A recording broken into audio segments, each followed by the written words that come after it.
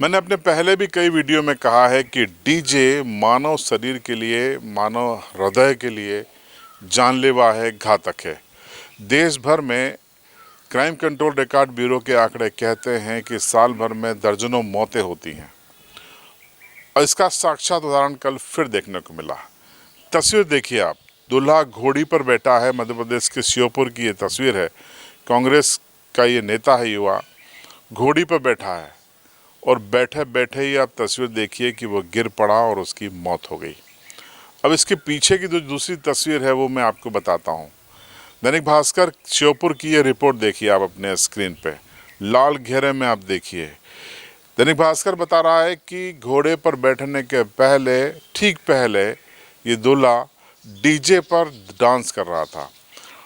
जो हमारी बातचीत हुई है वहाँ के पत्रकारों से, उन्होंने बताया कि डीजे तेज़ आवाज़ में बज रहा था और उसी डीजे में बारातियों के बीच में दूल्हे ने डांस किया।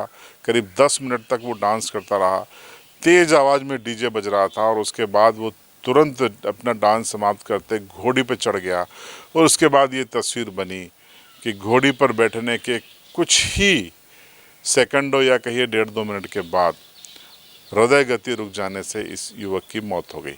सीधे तौर पे बोले तो हार्ट अटैक आया, साइलेंट हार्ट अटैक आया, लेकिन जो परिस्थितियां वहां पर थी उसका सीधा सा मतलब है कि ये हार्ट अटैक डीजे के कारण आया है। डीजे का टेक्निकल बिंदुओं को मैं आपको समझाता हूँ। डीजे बजा सकते हैं लेकिन उसकी आवाज़ लिमिट होनी चाहिए। 1-2 स्पीकर समझ में आते हैं, लेकिन जो डीजे का एक कॉम्बो बना के जो पेश किया जाता है, जिसकी टंकार और झनकार के पीछे लोग पागल हो रहे हैं, ये जानलेवा है। कमज़ोर हृदय वालों के जान ले सकता है, कान के पर्दे फाड़ सकता है। वैसे भी आपको बता दूं कि 53-54 डेसिबल से ज़्यादा की आवाज़ सुनने के लिए हमारे कान नहीं बने हैं। 104 डेसिबल को क्रॉस करते ही हमारे कान के पर्दे फट सकते हैं।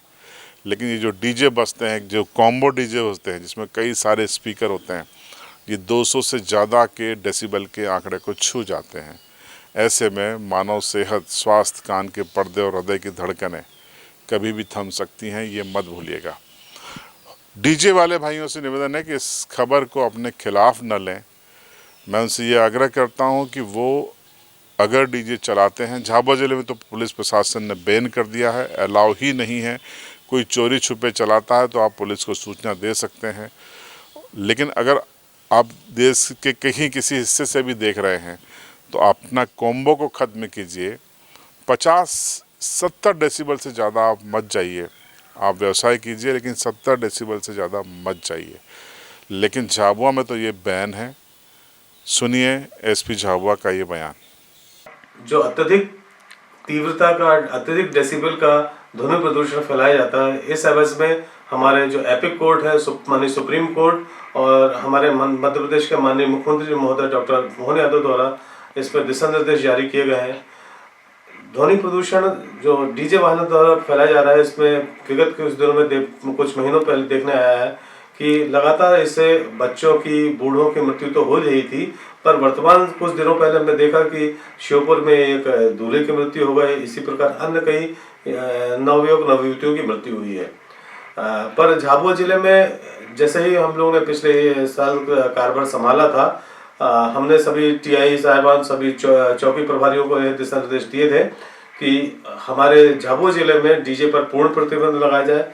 जिला प्रशासन और पुलिस प्रशासन ने मिलकर झाबुआ जिले में डीजे पर पूर्णतः प्रतिबंध लगा दिया है। झाबुआ जिले में जितने भी डीजे वाहन मॉडिफाइड किए गए थे उन पर भी कार्रवाई की गई है और जो भी लोग ध्वनि प्रदूषण फैला रहे हैं उनमें लगातार कार्रवाई की जा रही है। और यह देखने में आया है कि हमारे झाबुआ जिले में पूरे झाबुआ जिले में डीजे वाहनों की संख्या लगभग शून्य हो गई है। और इसमें बड़ी खुशी की सबसे बड़ी बात यह है कि जनता और समाज के सभी वर्ग इसमें हम लोगों को सहयोग दे रहे हैं।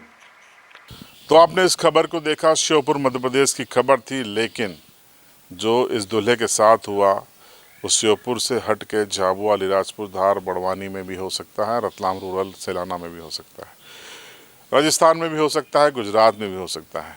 सतर्क रहिए, कहीं ये खुशियाँ मातम में न बदल जाएं जैसा कि श्योपुर में हुआ है।